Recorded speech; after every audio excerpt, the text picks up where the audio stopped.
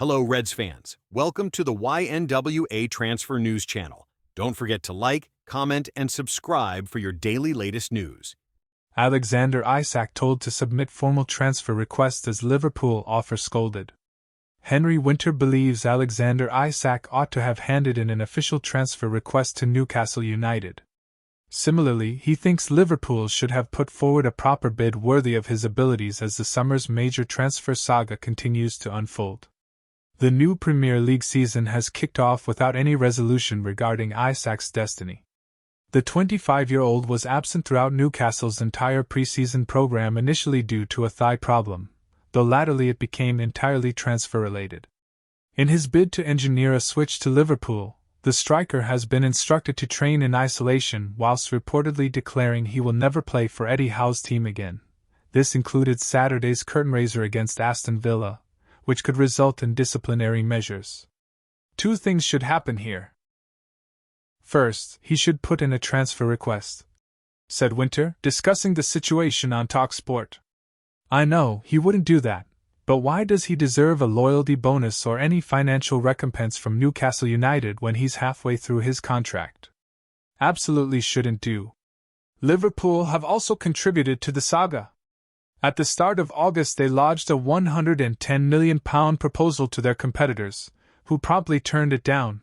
They have not come back with a fresh approach since then and will not do so until receiving a signal that Newcastle are willing to offload their striker. Winter didn't hold back in his criticism of Liverpool's approach to Isak. He added, also, Liverpool should put in a proper offer. £110 million for a player like this, particularly in a transfer window like this where we've seen fairly decent players move for £45 to £60 million. He's an elite-level player, which is why that Liverpool understandably want him. Put in a proper offer. Maybe they're waiting until after next week's game, against Newcastle, but it is staining the start of the season. Liverpool have had a fantastic transfer window, but I think they need to show a bit more respect to Newcastle United and also respect to Isak, because he's more than a £110 million player. Arne Slot's team will be heading to St James Park in less than a week for their second Premier League match of the season.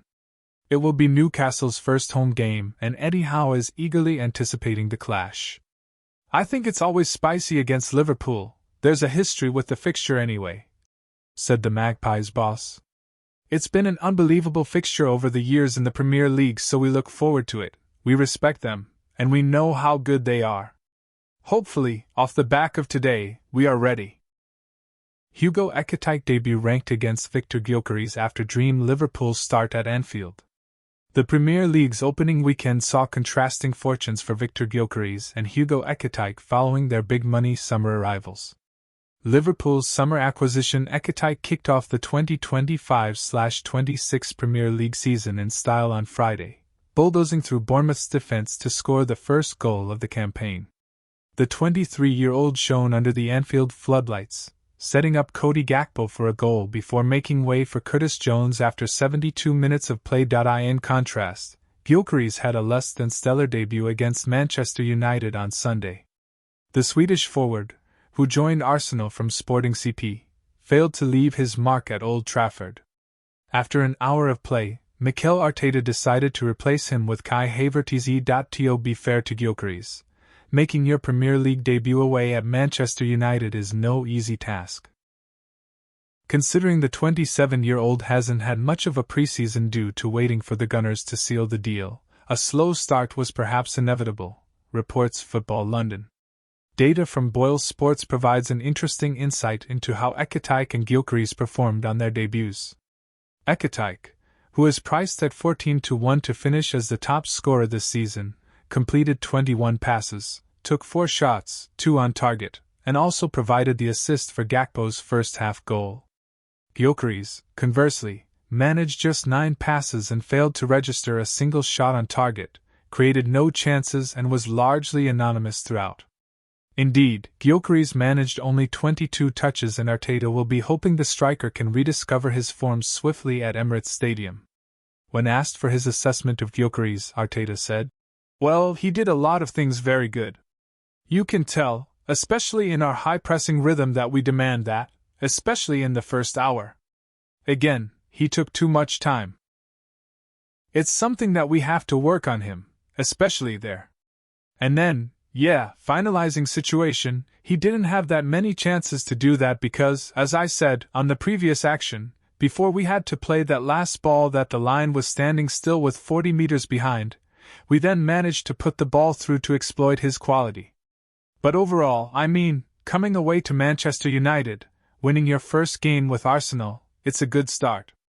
Arsenal welcomes Leeds United to Emirates Stadium on Saturday, and one would imagine that represents the ideal fixture for Gyökeres to discover some rhythm. Swede did net 52 goals across all competitions for Sporting last season, and will be eager to open his account for his new club as quickly as possible to settle any potential concerns. Ekitike, who also found the back of the net against Crystal Palace in the Community Shield, is expected to be in Arne Slot's starting lineup against Newcastle next Monday, with hopes of increasing his goal count. It will indeed be intriguing to see whether Gyökeres or Ekitike ends up having the more successful season by May. Ryan Gravenberch receives messages from Liverpool teammates after family announcement. Liverpool midfielder Ryan Gravenberch and his partner have shared a fresh family announcement. The 22-year-old is yet to appear in competitive action for Arne Slot's squad in 2024-25 despite playing a crucial part in securing the Premier League crown last campaign. Gravenberch was perhaps the unexpected star of the previous season as he thrived in a holding midfield position, featuring in 37 of 38 Premier League fixtures during Slot's inaugural term at Anfield. Nevertheless, his development at the start of the current season has been delayed for an excellent reason. Initially, the Netherlands international was missing from the Liverpool team that suffered defeat to Crystal Palace in the Community Shield as the evening prior to the fixture. His partner Cindy Perotti had delivered their first baby. He subsequently completed a ban that rolled over from the previous campaign for last Friday's league curtain raiser against Bournemouth. This enabled Gravenberch to dedicate additional time to his expanding family, and now he and Perotti have posted their inaugural social media announcement since bringing their child into the world. "Our little miracle has arrived, white heart emoji," the pair wrote in a joint Instagram post on Monday evening. The touching announcement has garnered considerable attention from Liverpool colleagues, their partners and other figures within the football world. Hugo Ekitike, Connor Bradley and Dominic Szoboszlai all left heart eye emojis beneath the post. The Hungarian midfielder particularly understands the delight of such a family moment, having celebrated the arrival of his first child with wife Borka Busic earlier this summer. Curtis Jones, another recent father within the Liverpool ranks as of last October, also left a heart emoji on Gravenberch's announcement. His fiancée Safi Khan added, "Perfect pink heart emoji." Cody Gakpo gave the post a like whilst his partner Noah van der Beek left a pink heart emoji.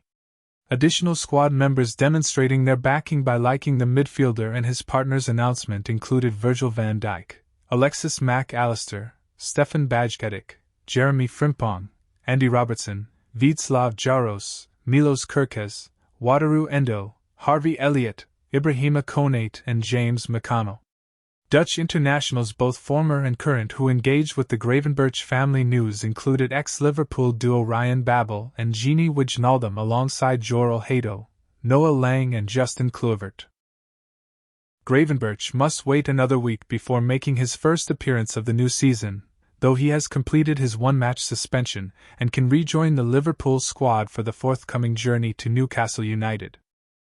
"I met Jurgen Klopp in secret before joining Liverpool. I was shocked at what he did for me." Alexis Mac Allister has revealed he spoke with Jurgen Klopp in a top-secret James Bond-like meeting before his Liverpool move. Mac Allister admits he was left shocked by Klopp travelling halfway from Liverpool to Brighton in an effort to sign the midfielder. Mac Allister joined Brighton and Hove Albion in 2019 before being sent back out on loan to his native Argentina in consecutive seasons. He started to play a bigger role at the Amex from the 2020-21 season onwards, becoming a key first-team player before the Qatar World Cup midway through the 2022-23 campaign shot him to fame. The 26-year-old's performances put a host of clubs on notice as he returned to English shores a World Cup winner. Soon after, Liverpool were linked with the former Argentinos Juniors and Boca Juniors starlet. Liverpool eventually won the race for his signature in the summer of 2023, snapping him up for an initial £35 million, potentially rising to £55 million. Mac Allister has now delved into how the transfer came about, with then-Reds boss Klopp apparently going out of his way and pushing hard to sign him as he looked to revamp Liverpool's aging midfield. Mac Allister wrote in the Players' Tribune last week, "At the end of that season, Jurgen Klopp came to see me. Actually, it was a bit of a James Bond situation. He flew down and we met in secret somewhere halfway to Brighton. I was a bit shocked that he did that for me. I had won a World Cup, but I was not a star at all. We had a coffee, and he explained to me that he really wanted me to come to Liverpool, because I reminded him a bit of Ilkay Gundogan, who he developed at Dortmund into one of the best box-to-box midfielders in the world. It's so funny, because when I was young, my dad would always be screaming at me from the stands, "Ale, to the box! To the box!" Every time our team crossed the halfway line, to the box! To the box! I don't know, I suppose he saw in me the same thing that Jurgen saw, don't be cute. Box to box. He added, "From that moment I spoke to Jurgen, I knew I was meant to come to Liverpool." It wasn't so much what he said, but what he conveyed as a person. It was a great conversation, and that was the beginning of a spectacular relationship. But everything takes time. The club had basically turned over the entire midfield. An iconic group that had won everything. When me, Dominic Szoboszlai, Ryan, Gravenberch, and Waterloo, Endo came in, it took us a minute to be comfortable playing our way, you know? That previous midfield was very heavy metal. We were different players. A bit less direct. We liked to play. But when you have players like Mo, Salah, and Luis Diaz, and Cody Gakpo up top, they want the ball yesterday. It took us some time to adapt. Mac Allister's first season at Anfield saw him make 46 appearances under the German, scoring 7 goals. That included netting Liverpool's goal of the season during a 4-3 win over Fulham, though the Red season ended in disappointing fashion as they fell short in the title race and settled for the Carabao Cup. That also proved to be his only season playing under Klopp, as the Liverpool boss stunned the Reds faithful by announcing he would be leaving at the end of the 2023-24 campaign. Mac Allister, however, would play an even more important role the following season under successor Arne Slot, making 49 appearances in all competitions and adding a further 7 goals to clinch the Premier League title. Liverpool transfer news: Alexander Isak's situation is quite complex as exit nears. With less than a fortnight left of the transfer window, Liverpool still have some business to attend to as the clock ticks down. Arne Slot has already bolstered his squad early on but might seize the chance to bring in additional players in the coming days. Liverpool could potentially make a move for Alexander Isak if they receive positive signals from Newcastle, after the forward was left out of the Magpies squad against Aston Villa. The Reds might also secure a deal for Mark Gahey from Crystal Palace to strengthen their defense. There are also members of Slot's team who could be on their way out. The Dutch manager has already bid farewell to Jarell Quansah, Tyler Morton and Caoimhin Kelleher among others to raise funds, and Ben Doak is the latest. More departures could be on the horizon. Kostas Tsimikas will need to seek a move if he wants regular playing time, while the future of Stefan Bajcetic still needs to be sorted out. 2 exits looming. Liverpool might see 2 more players leave in the final days of the transfer window. Kostas Tsimikas was absent from the first squad of the season against Bournemouth, having become the third-choice left-back following Milos Kerkez's arrival. The Greek international is reportedly on Nottingham Forest's radar, with the Reds willing to let go of a player not in Arne Slot's plans. Meanwhile, Harvey Elliott was present at Anfield for the victory against the Cherries, though he remained unused on the substitutes bench. The midfielder has caught the attention of RB Leipzig, with the German outfit expected to table an official bid once Xavi Simon's future is resolved. Isak latest. Sweden manager John Dahl Tomasson has urged supporters not to rush to judgment over Alexander Isak and cautioned they might not be understanding to the complete picture, as the striker pushes for a move away. First of all, Alex is an extremely professional player. A fantastic character and personality. I have spoken to Alex a lot during this period, he told Fotbollskanalen. Thanks for watching. Like and comment. Subscribe.